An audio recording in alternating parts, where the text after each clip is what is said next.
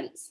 I'm Grace, Senior Account Manager at HeadBox, and this session is part of our HeadBox Connect series, which is our events program that brings together people from different sectors, roles and backgrounds, from entrepreneurs, technologists and scientists, to business leaders, authors and futurists, journalists and architects, to share learning and experiences, as well as ideas and skills to deliver positive change in our own industry and day-to-day roles. So whatever you're into, you'll leave a HeadBox Connect event feeling inspired. Now, the last few months have been particularly challenging for the events industry, with ever-changing guidelines and a bumpy road back to in-person events. It can be tempting to feel a little disheartened.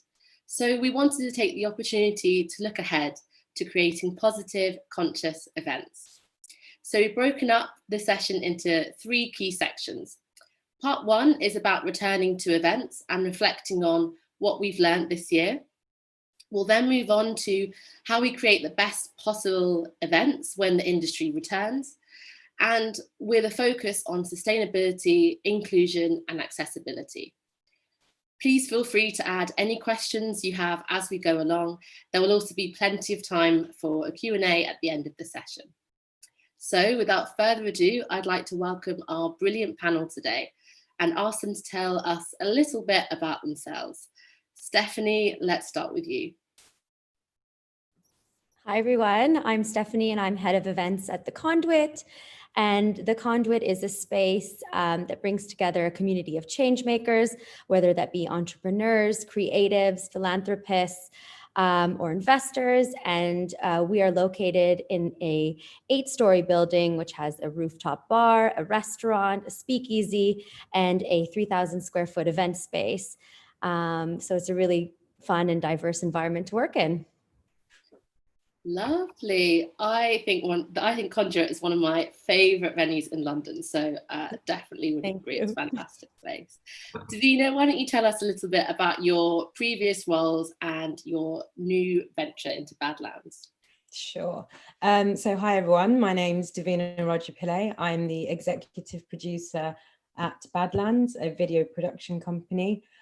Previous to that, I have worked in marketing events for global advertising agencies, Mindshare UK, Dentsu Aegis Network, and Cannes Lions. And I haven't been to The Conduit yet, so I'm very jealous.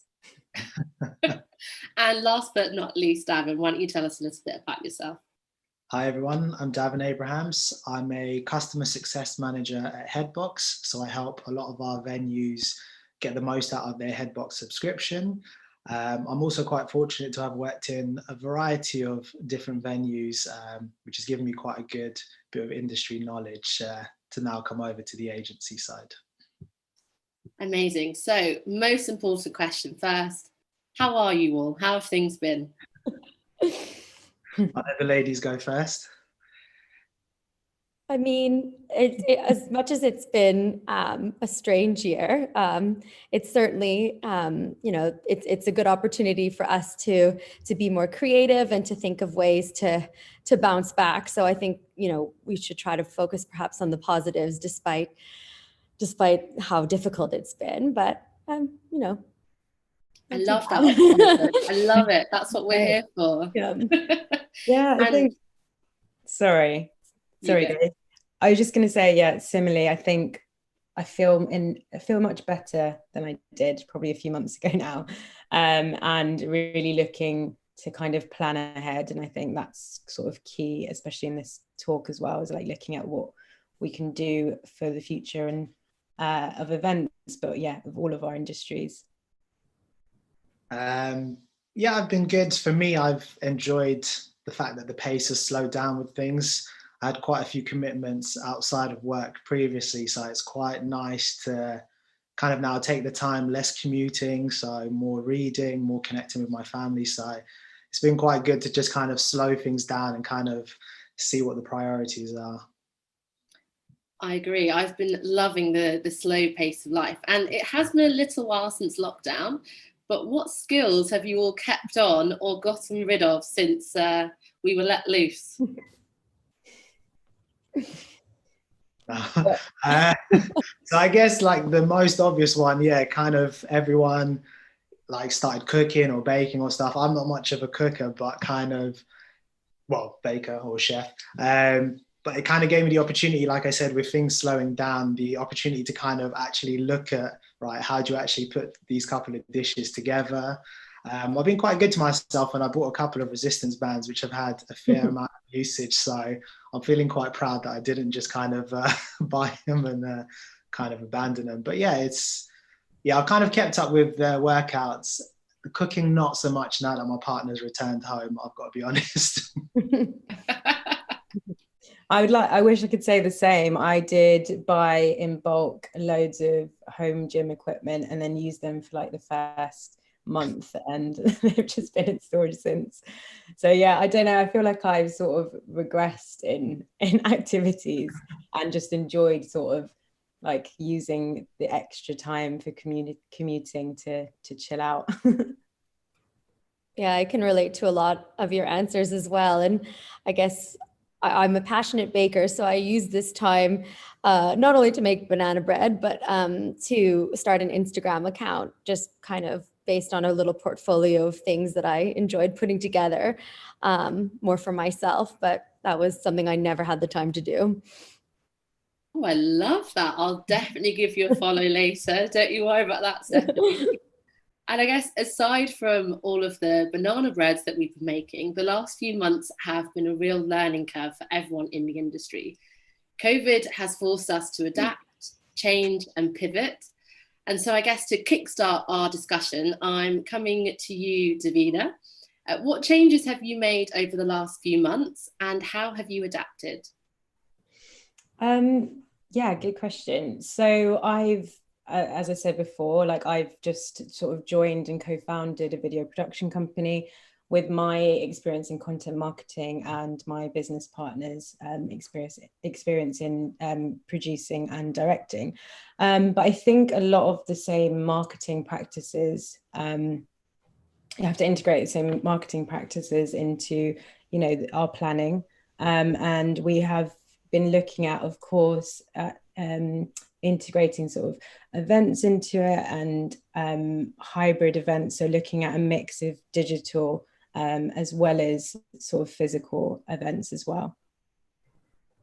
Perfect. I mean, what a brave move to set up your own business in 2020. Yeah. So I do applaud you for that move, and it sounds like a fantastic company. Same to you, Stephanie. What changes have you made over the last few months, and how have you adapted? Well, I think a big part of the identity of the Conduit is within the programming events that we put on for our members. So with that, gave us the opportunity to steer towards a completely digital offer. So giving our members that value while we were, you know, permanently closed due to the guidelines. And then with that, bearing in mind having very little guidance of what we could and couldn't do, and when we, potentially could. And I think we can all relate that now is still just as unclear. It was more reinventing our spaces. How could we use them? How can we adapt our offer? And kind of did a complete audit of what we used to do and what we would like to do moving forward. That's so interesting. Tell me a little bit more about the audit. What did this involve? So I can say, for one thing, the space, now that we've had to relook at the capacities, and I, more than just looking at, social distancing, what features of each space would encourage someone to, leave their house and want to come to your space. So we've got a wonderful rooftop that has outdoor space and just that setting. So how can we create, menus that can be designed that in groups of 6 at the moment, and are still similar to what an event looked like, but modified in these new parameters, would be one of the examples, but ever ongoing and evolving. I love it. That's the thing. You have to be agile. And Davin, same question to you, really. How have you adapted, and what things have you noticed that are different? So yeah, kind of going back to the change of pace, kind of earlier in the year, just kind of the nature of a lot of meetings, a lot of interactions with different clients, and kind of processing different requests for them, it did feel like sometimes the human element, the human kind of touch to being a customer success manager was getting quite automated, a lot of emails and such. But more recently, there's been a lot more sort of conversations, understanding kind of what problems venues are facing, kind of what they're hoping for. And I found that it's really kind of made the relationship that I have with a lot of the venue clients a lot stronger. So that obviously when things do start to rebuild, I have a much better mindset as to what's going to work for them, kind of what areas they want filling. So it's been really quite an adjustment to kind of move away from the fast pace of just like firing out follow-up emails to actually like having Zoom calls, as although that can get quite tedious sometimes, but you know, just a bit more of a human connection I found has come through this time, which is quite a great thing to have with your clients. Absolutely. And I guess on the venue side, Stephanie, have you seen that priorities for bookers have changed when they're organising their events now? I mean, it goes without saying that safety is everyone's priority, but I think the experience of what you're coming out of your house for is really important. So touching back on that point of about bringing the human connection back to events, where prior to COVID, maybe we were, shooting out inquiries like as fast as we can, as much as we'd love to be able to spend half an hour on a phone call with a potential client. Now I've shifted my approach. So any inquiry that's coming in, everybody's requirements and priorities are changing. And there's no one size fits all anymore in terms of a space meeting a need. So it's really changed the way the whole customer journey has evolved. So I think that's been one of the major shifts that I've seen in our approach. Yeah, absolutely. I think it's a brilliant opportunity to kind of reset, regroup, and spend a little more time on planning these events. And we do have to certainly think outside the box. Yeah. And I know there are a lot of worries and nerves for people in the industry right now. So I guess, how do we give people the confidence to start booking events? Is there anything you can share on this one, Davin? It's exactly as you say, it's restoring the confidence, isn't it? It's kind of, obviously, minus a major decision from the government, it is all about kind of venues making sure they've got the correct guidelines in place, making sure that they are able to facilitate the varying needs, as Stephanie said, of the clients these days. I mean, pre-COVID, bookers did have very specific requests, and now it's gone to a completely different level. So it's just, I guess, being adaptable and flexible, and being proactive, being able to be like, okay, here's what we're doing for you to make sure that your delegates are safe, to make sure that there's no cross-contamination between you and another group. And I think proactivity is the most important thing there, for the venues to literally be essentially answering the questions for the bookers before they've even asked it. And it's just kind of return that confidence, isn't it? Absolutely. Anything that you'd like to add to that, Davina, coming from the supplier side, as you will? Yeah, I guess like Davin was saying, it's just making sure that we basically, as an industry, I think we need to be leading here. It's quite obvious that the guidance has been mixed, and I think it's our responsibility to sort of get events back into people's lives and rebuild sort of consumer and business community. So yeah, I think like in the same way, just as Davin said, like measurements and putting things into place, but also then how you communicate that and making sure and ensuring that people sort of are aware of what you've been doing. But also I think like perceptions of risk, have changed. So if you kind of look at the beginning, people were too scared to go out and eat in a restaurant or, go back to school. But I think those perceptions are changing and fading. So in a similar way, I think we just need to really be the ones leading in how we rebuild that sort of consumer and business community again for events. Yeah, completely agree. I love the idea of community. I don't know if you would all agree, but certainly at HeadBox, I feel like this is the strongest our relationships have been with venues and suppliers and other people in the industry. I really feel like people are kind of rallying around together, sharing tips and solutions of how to muddle through these murky waters all together. I know you mentioned this last time we spoke, Stephanie, that it's kind of been quite refreshing. Yes, I think all of us have learned different things from different touch points that we've had, whether it be with different suppliers, different clients. And because the guidelines in one way, yes, are clear on how we can operate safely, but on another, the perception is just so unclear to make out what that could look like. So we've been kind of pulling from each other, what have you heard? And I think also with all of these panels that you've been hosting, as well as the constant update of guidelines that are so clearly communicated from HeadBox, has been very refreshing in this time. Oh, thank you. Oh, Andrew will be chuffed with that. He'll be so happy. Brilliant. So let's talk about sustainability. It's been a really important topic in the industry over the last few years, but when I've been speaking with events professionals, there's a real worry with the focus on safety and the use of PPE during COVID that sustainability will suffer. So I'm coming to you with this one, Davin, as you've had experience working with a variety of venues as well. How important is sustainability and how has it changed as a priority over the last few months?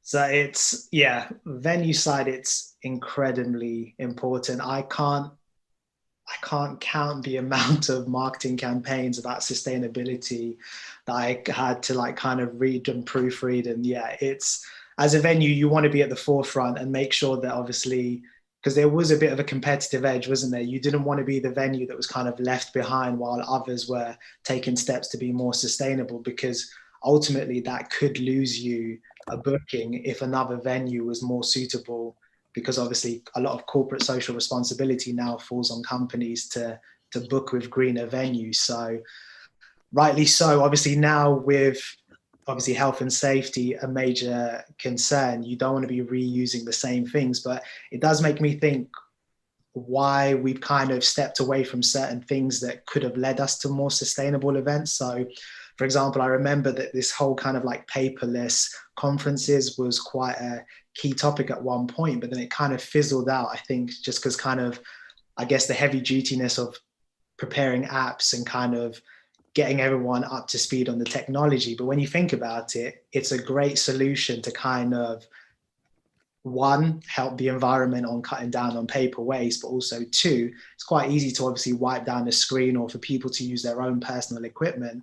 And that's quite a good thing for a venue, isn't it? Because you won't have to worry so much about sustainability if it's something that a delegate is using that they're going to then take away with them. It's less a responsibility on the venue. So I do think that we do need to kind of put our thinking caps on collectively as an industry and kind of, it's more important than ever. We've only got one planet, and it does make sense to kind of think of new innovative ways that we can kind of still have events, still keep people safe, but ultimately make sure that we're not impacting on the environment, whether that's through the suppliers that we choose or kind of the way that we set up events to now be hosted. Completely agree. And Stephanie, I know you're going to have lots of tips and tricks for how venues can make themselves more sustainable. Do you fancy sharing a few of those? Yes, definitely. So agree 100% with what Davin has shared. And it's a really tricky one in terms of, there's this way out between safety and sustainability that is a really tough balance to achieve. So there are certain guidelines that we absolutely have to abide by for the sake of what the government has set out. But then there are other ways that we can look to support not only the environment, but perhaps other businesses that didn't necessarily have a great chance to survive through this pandemic.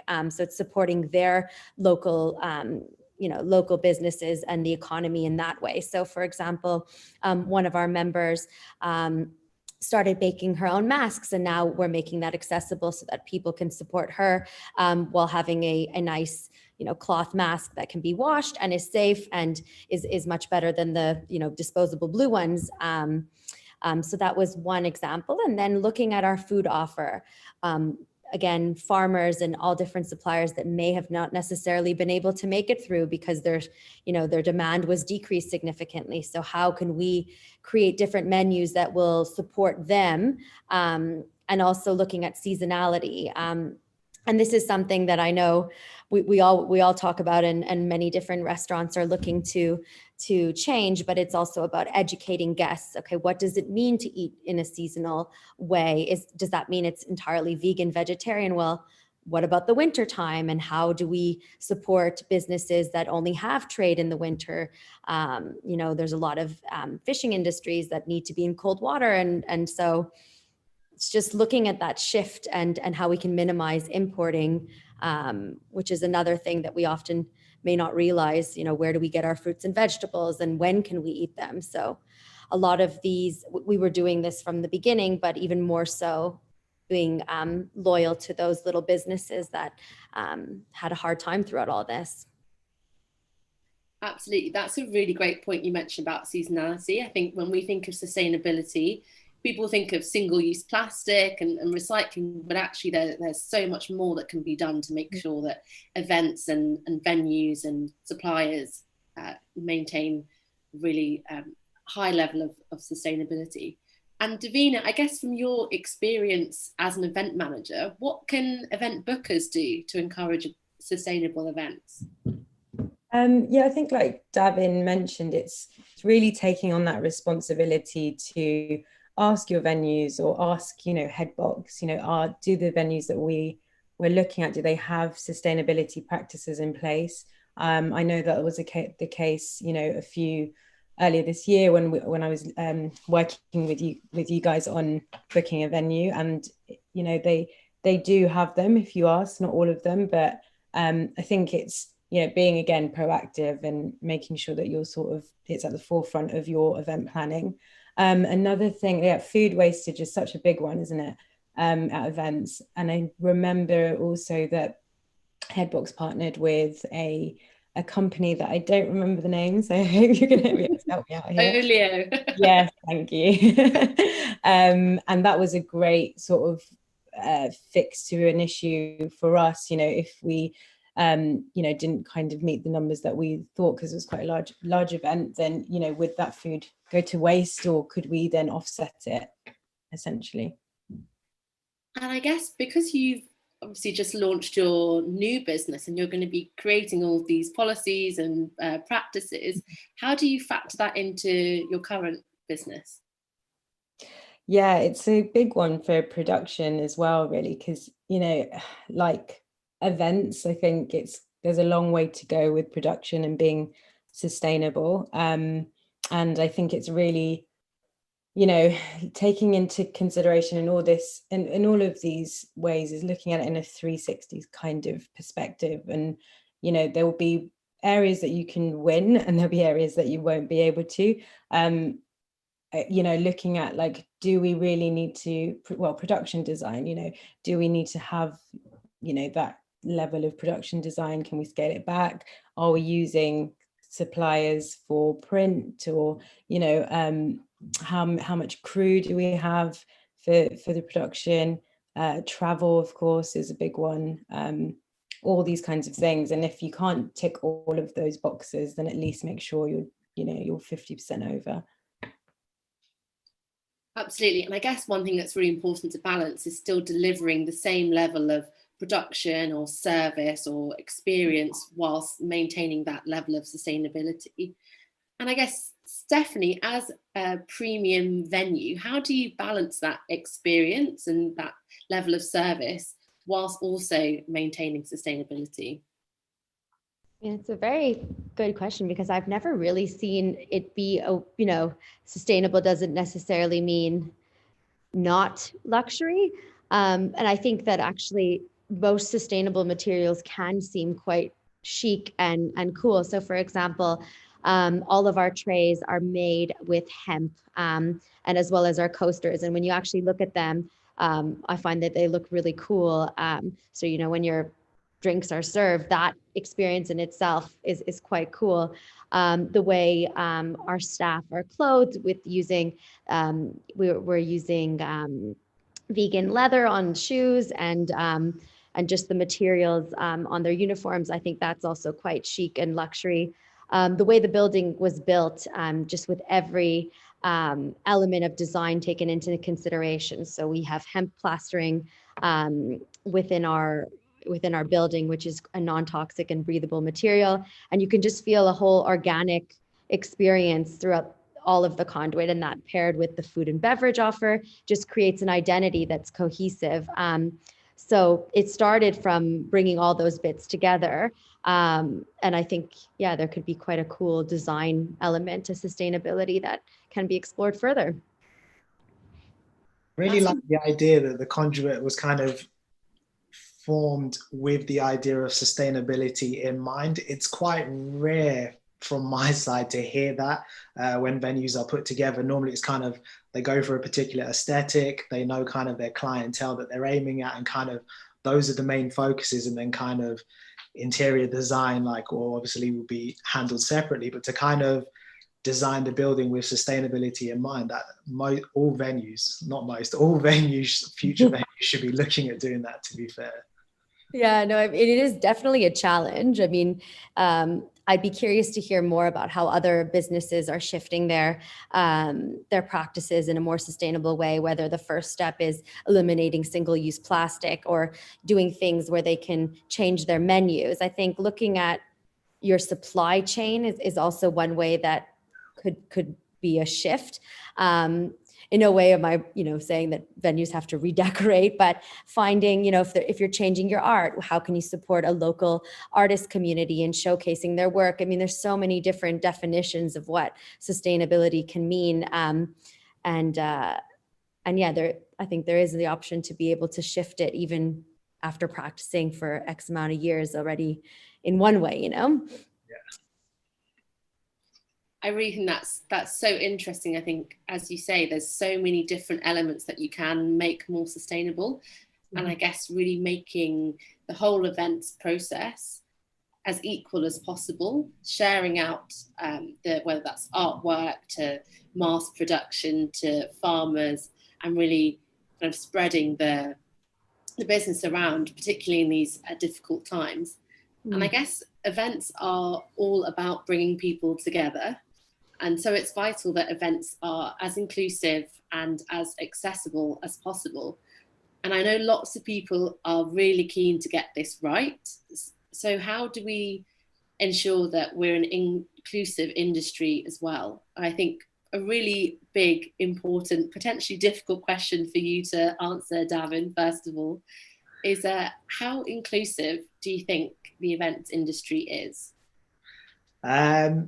Well, I think quite inclusive. Obviously, every industry goes through kind of peaks and troughs of different levels. I think the good thing about the events industry is bookers, venues, suppliers are constantly, obviously, because of the competition, trying to do better, and obviously you're trying to build towards the future. So we are seeing a lot more practices nowadays where you can see, and obviously everyone's aware of what's recently been going on in different parts of the world.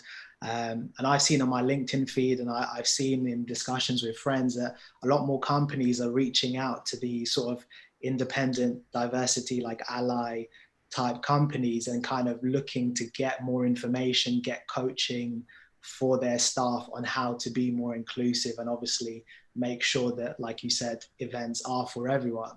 And I think it's just, again, coming back to that word proactive is going to be the word of the day. The onus is on the venues and event bookers, event planners, to just do their best to obviously make sure that the events are for everyone.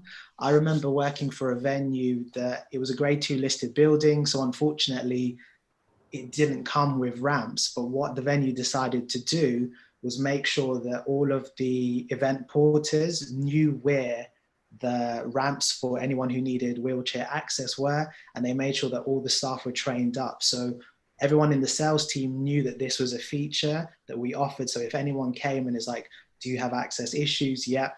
And we're like, just let us know what time that person's arriving and we'll be able to cater for that.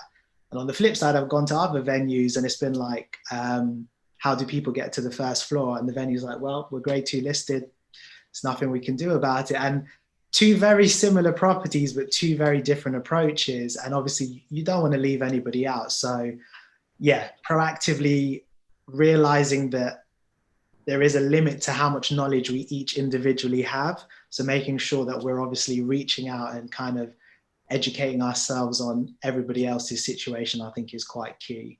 Making sure our teams have that education.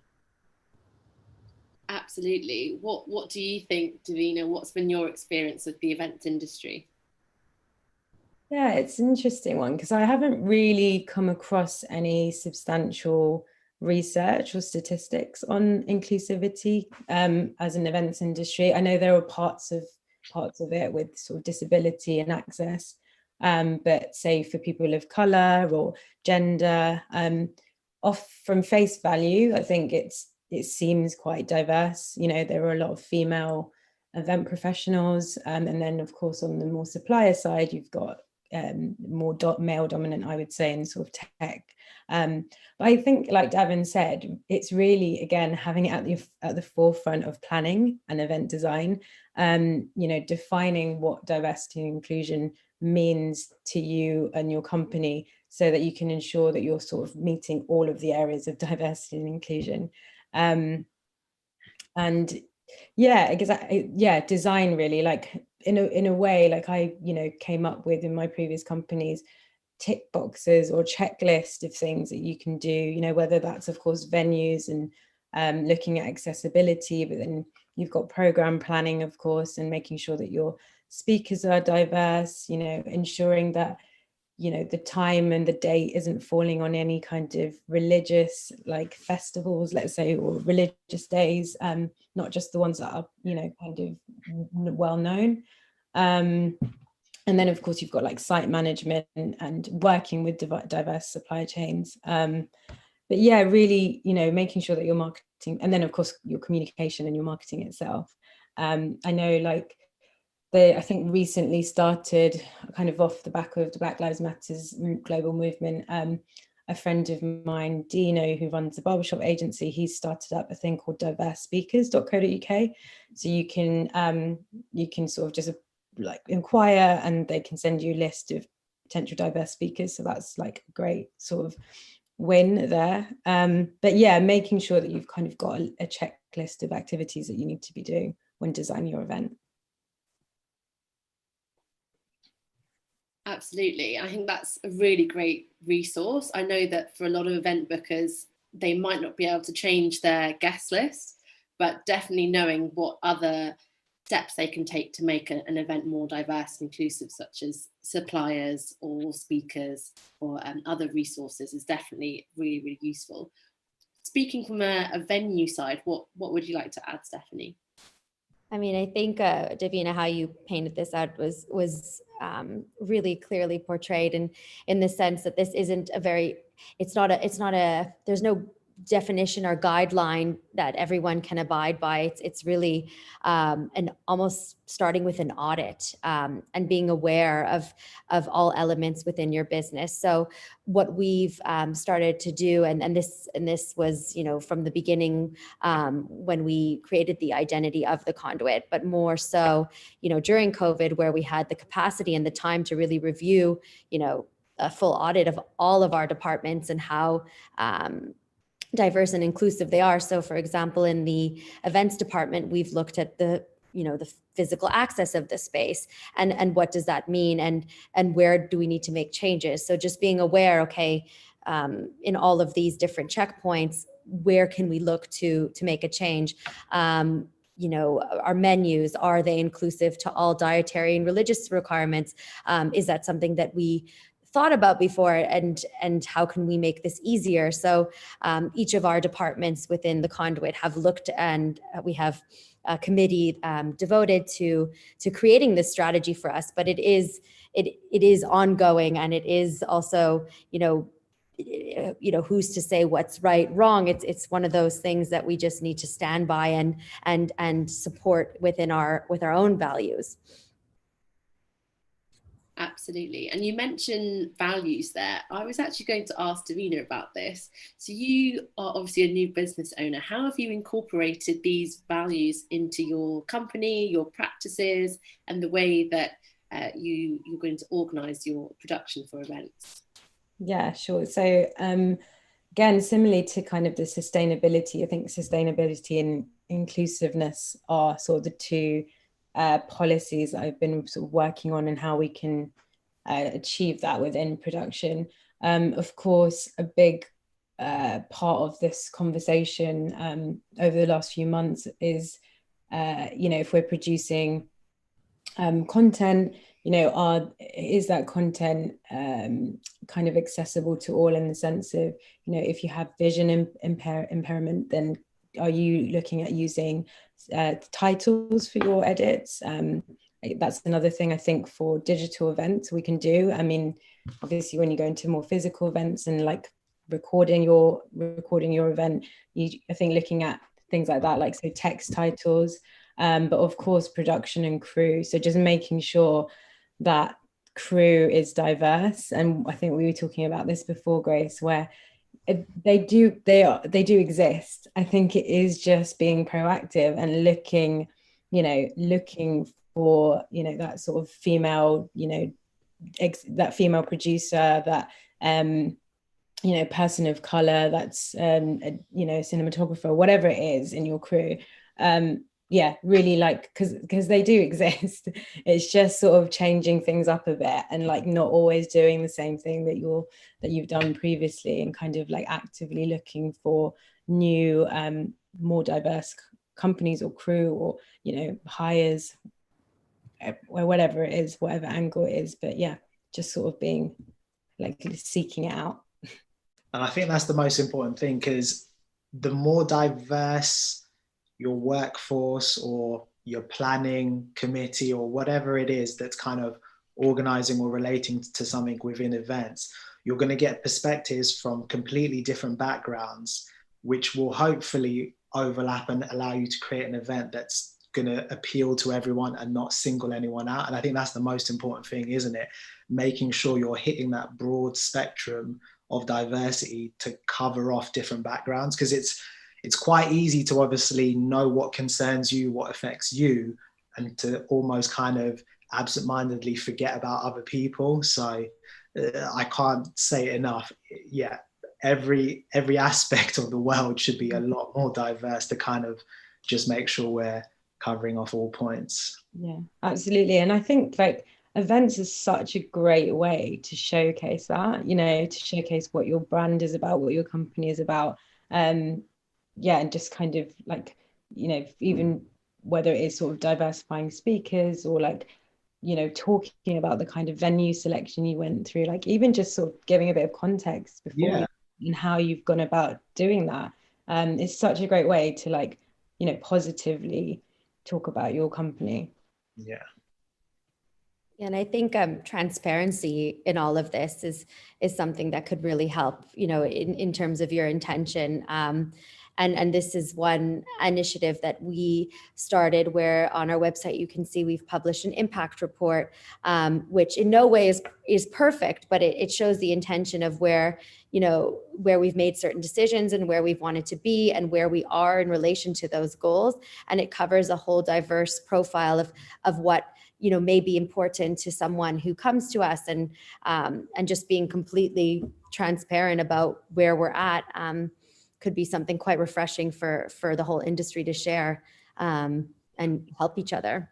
Yeah, I totally agree, because I think that's a key thing, is that you're not always going to get it 100% right, but as long as you're sort of trying, at least, and showing that you're trying, I think that's sort of like step one, really. And I think I have a lot of conversations when I talk about my sort of diversity and inclusion work, and everyone's like, well, I don't know, I'm too worried that we haven't got this right, we don't have, a diverse leader. But as long as you're sort of showing that you're working towards that and how you're doing that, then I think that's okay for the beginning.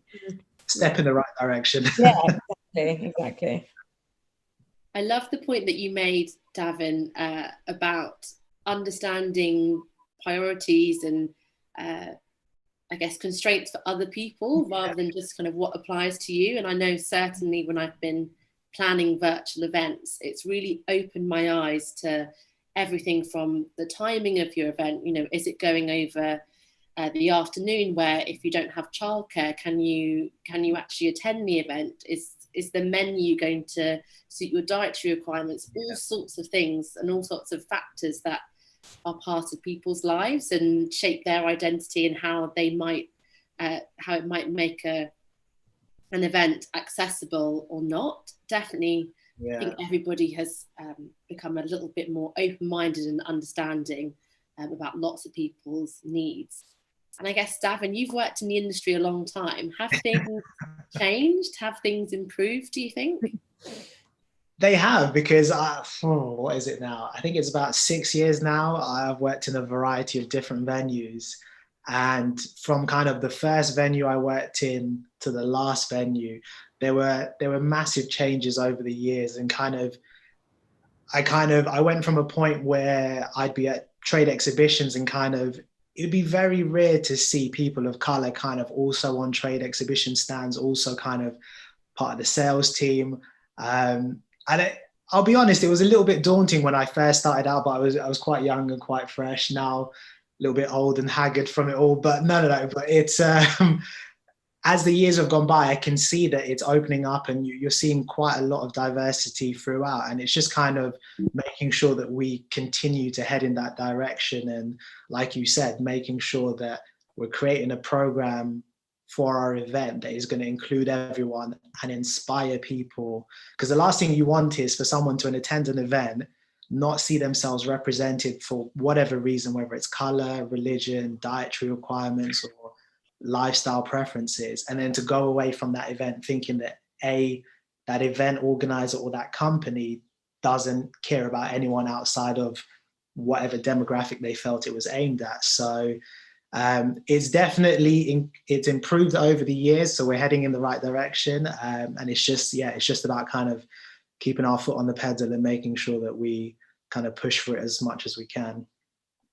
Yeah, I just add to that as well. I think also, you know, if you don't have all the answers, just find, you know, ask other people. We've got a whole community, as we said, you know, seek it out or ask people, you know, to kind of give you some advice on it. Yeah, because that's the thing. Everyone here wants events to succeed and events to continue. That's why we're here, isn't it? So nobody within the industry, I think, is going to kind of shame anyone for not trying or not knowing. It's like you said, it's that word community. We all need to grow together in order to kind of get through this. And just wanted to add as well, because I know last time we spoke, Davina, you had a really interesting point about the event planning, if you're an event booker, in terms of the agenda, so that it's inclusive for neurodiversity as well. I wondered if you could share any of that, because that really got me thinking. Yeah, I think what we touched on when we sort of talked before was, I think people sort of think of inclusivity and diversity as like this sort of very difficult, complex thing. But I think a lot of the times, you know, there's intersectionality, people are like more than just one thing, right? And I think, you know, one of those areas is neurodiversity. I think people often forget about sort of things like dyslexia, where you know, if you're planning an event in your sort of communications, just making sure that, you know, you're sort of setting an agenda for a meeting, or, you know, you've got a clear sort of outline of what people can expect when they arrive to your event, so that they can actually have time to digest that. And so they can sort of, you know, for those that it takes a bit longer to say prepare questions, for example, even for this event, you know, if we've got an agenda of what they can expect with time, they can actually sort of prepare if you have, you know, areas of neurodiversity in mind when planning.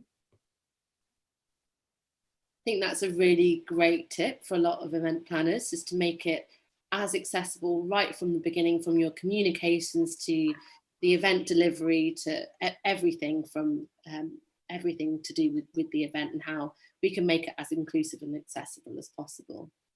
And I think this has been a really fantastic discussion, lots of great points and tips and actions to take away. Finally, just to end this part with a touch of optimism, what positive things do you think have come from COVID that we can take into the future of events? Stephanie, I'll go to you first. I think empathy and understanding towards others has been one of the key things that I'd like to carry on in how we go about business, no matter how busy we are. Just really understanding, what the client, what's important to the client, and being able to deliver that, and giving people more time and your attention. I think we're always so busy. We're always answering an email while we're walking and trying to do 1,000 different things. So just, I'm not saying slowing down, but give people the proper attention, whether that be 15 minutes, half an hour, and just, yeah, I think that would make, everything so much more enjoyable. Absolutely. Davina, what do you think? I would say good things that have come out of COVID for events would be, as much as we're sort of like Zoom fatigued a bit, or like with virtual events, I think, one of the really positive things is like you can reach a much bigger audience with online events. So I think like taking that on as a plus, but, and just making sure that you kind of now looking at this hybrid kind of structure that I know HeadBox offer, where I think virtual events are going to be a part of events for the future. So, integrating your sort of live events or face-to-face events rather, with virtual components, so you kind of don't lose that sort of mass audience. Absolutely, completely agree. And Davin, what do you think? Carrying on from what Stephanie said, I think definitely the human element of events has emerged again during these times, and it'd be really good to carry that forward, kind of making solid connections instead of just trying to obviously make that booking, make that sale. And I guess the whole sense of community as well. Obviously, it's a naturally very competitive industry on the venue side, but it has been quite refreshing to kind of see like different venues and different suppliers obviously putting information together and learning from each other, which has been really cool. And I think it'd be really good for the industry and the growth if we just continue to do that, have this community vibe where everyone comes together. Like I saw yesterday that quite a few event profs went down to Parliament Square to obviously do a silent protest, and showed very clearly to the government that out of everyone, event profs know how to socially distance and how to hold an event properly. So I think that sense of community and that sense of human touch should definitely carry forward. That's a lovely, lovely note to end on. And so that's all of the questions to our panelists. I'd like to open this up to the floor now. Does anyone have any questions? Please write them down in the chat and I will read them out. So first question that we have already: where would you recommend starting if you're trying to make your venue more sustainable? I'll start with you, Stephanie. I think where you could possibly start is looking at your menu offer and the entire supply chain that comes with that. And this is something you can do, looking at what new suppliers in terms of fruit and veg, meat are possibly more local and would eliminate the carbon footprint and how they get to your venue, as well as support the British industry. And then adapting the menu so that they can be seasonal. Furthermore, after that, how do you handle waste?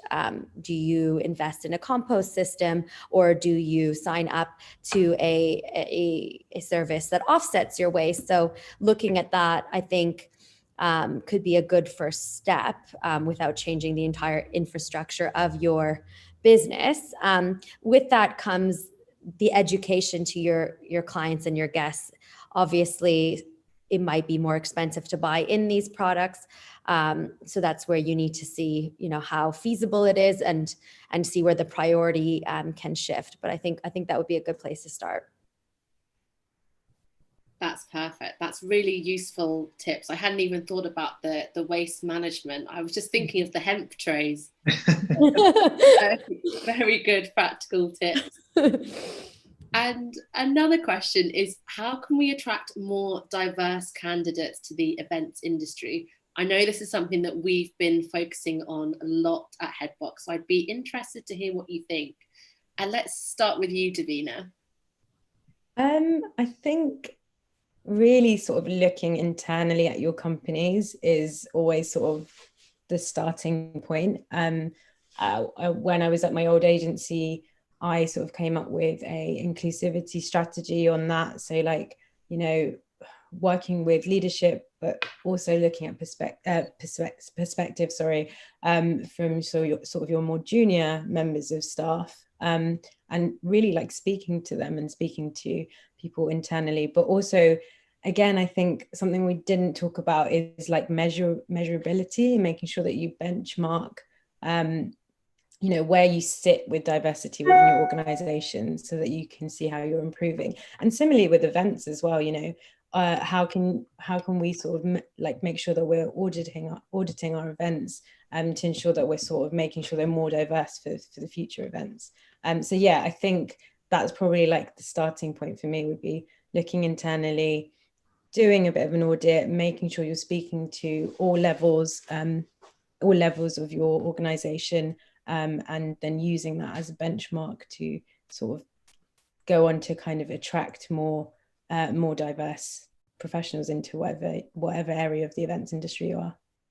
And just to expand on that, what kind of techniques did you use to kind of bring it to the table to show how important it was when speaking to people internally?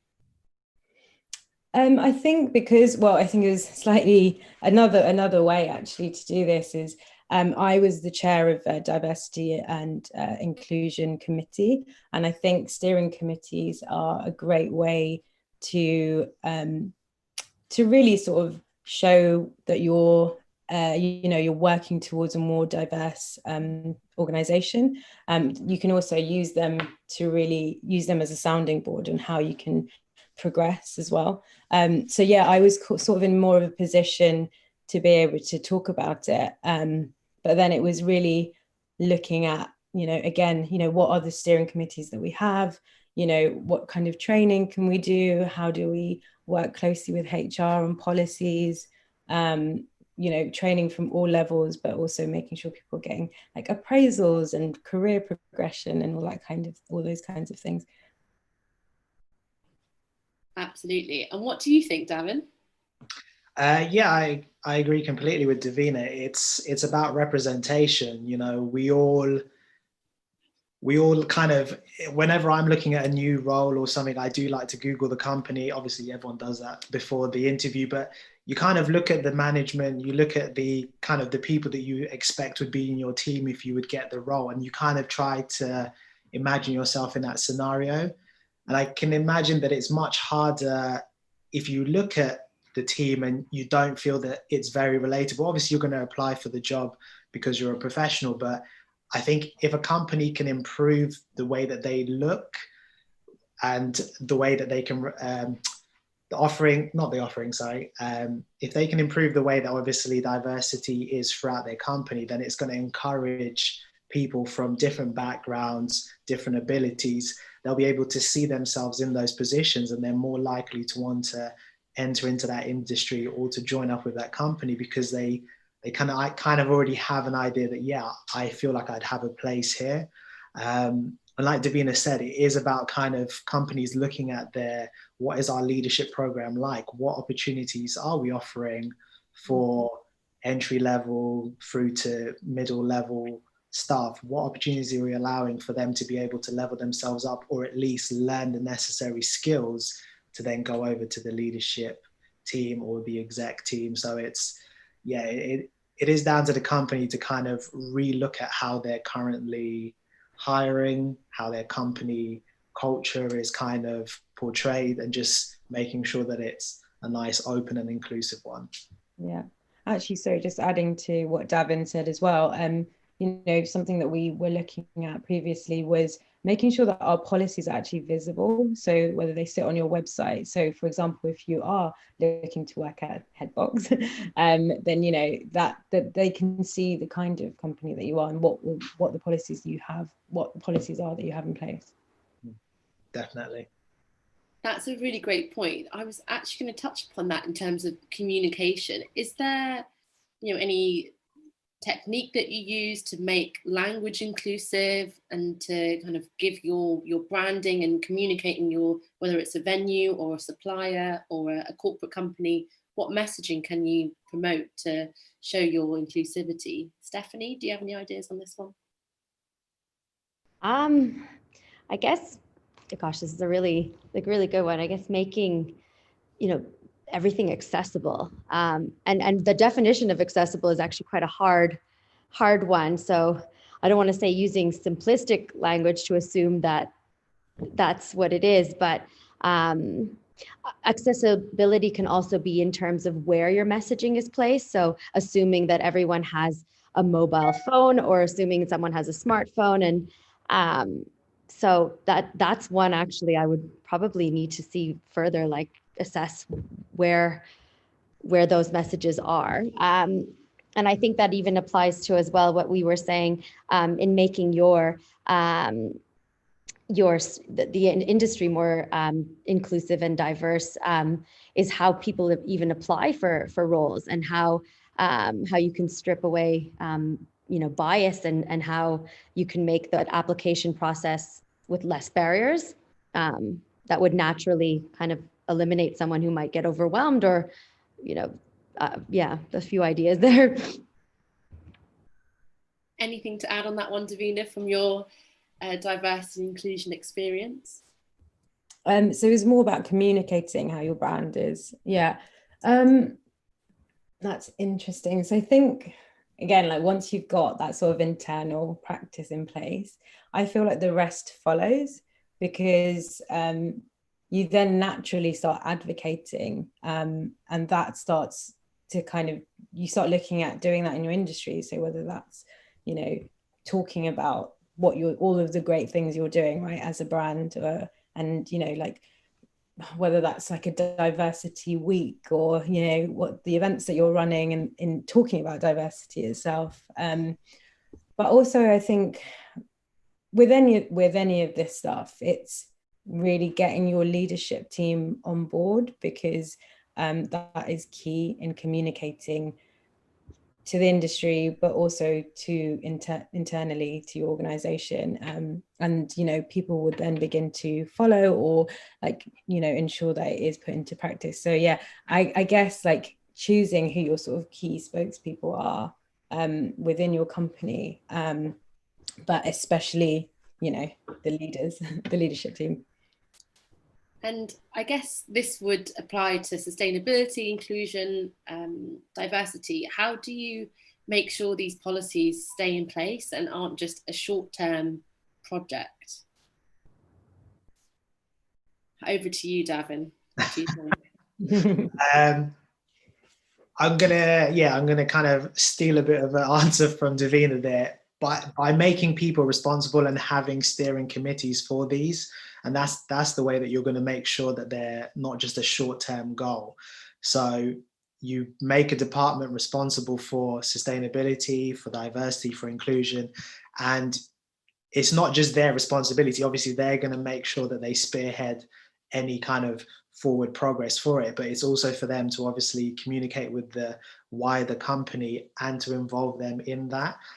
But yeah, I think ultimately, because every company will have people who want to be champions for sustainability, for diversity and inclusion. They want to get involved with the company they work for and to help it get better. So companies aren't going to have to try too hard to find people who will want to step up and take the responsibility, but it's making sure that you appoint the time and the resources necessary to allow those members to obviously do that on your behalf and communicate it out to the rest of the company, and just keep yourselves accountable and consistently review it.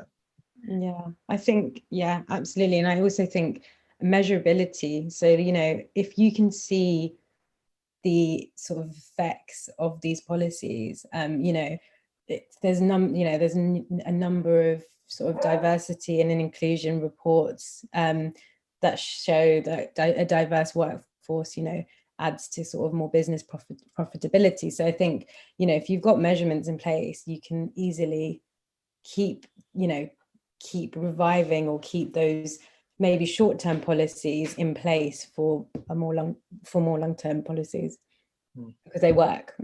So you can show that they work. Love that. And on the topic of measurability, we've actually got a question here. This is a bit of a niche one, but I think Stephanie and Davina will be able to answer these. How do you track your carbon footprint? Now, I know being a venue and obviously being a production company, this is something that is going to be quite important in terms of offsetting the impact of hosting events. Do you have any strategies in place for this, or any tips or any ideas? Start with you, Stephanie. This is a very, very good question. And we looked at this within our impact report within various areas of the business and tried to create relatable measures that people could quantify what we were doing to save and change based on the decisions we've made to operate. And I wish I had it in front of me to tell you the exact stats, but for example, we have made the decision not to use tablecloths within our venue. So we came up with a clever way to say, okay, if our venue was booked X amount of days a week and we had to wash our tablecloths, what would that equate to in terms of gallons of water saved? Same with flowers. We did a case study on if we were bringing in fresh flowers and the whole carbon footprint between getting them from, say, Holland or I would say probably Holland is the most common place where flowers for the industry are imported, to how it's refrigerated, how it's brought to the venue. I think the stat was that was the same distance between a flight from here to France and back for one bouquet of roses, which was crazy. I'll share the stats with you in follow up with this. Same with making the choice to have wine on tap, and how many bottles were we able to save in terms of offsetting that. And then I've seen a lot of really cool apps coming into how guests get to an event. So how are they, and this would be a very difficult one for the venue specifically to trace, but perhaps encourage people to use these carbon offsetting apps in their everyday transport, whether that be a flight, whether that be taking a car. I mean, however you choose to get to one space to another, being conscious of the emission. In no way is perfect, but it's an ongoing review that is a priority for us. That's blown my mind about the flowers. Wow, did not know that. That's a really, I guess it comes back to having that audit and having those measures so you can actually show the impact that you can have, and that's so useful. What about you, Davina? Yeah, I think for us as a production company is looking at sort of carbon offsetting. I actually, at one of my old agencies, there was a sustainability advisor for the BBC, a guy called Jeremy Mateu. So if you do work in production, he has pulled together a sustainability report for the BBC in production. So I've really used that. I'll look for it. I was trying to look for it while Stephanie was speaking, but I've really sort of gone...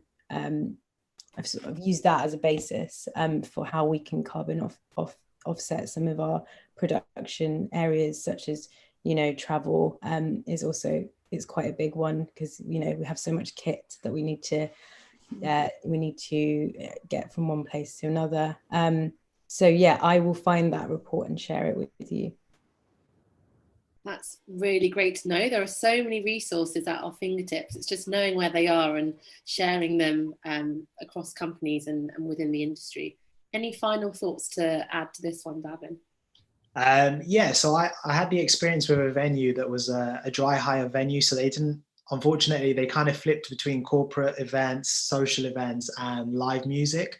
So it wasn't possible for them to always have glassware on hand, but they did work with one local supplier.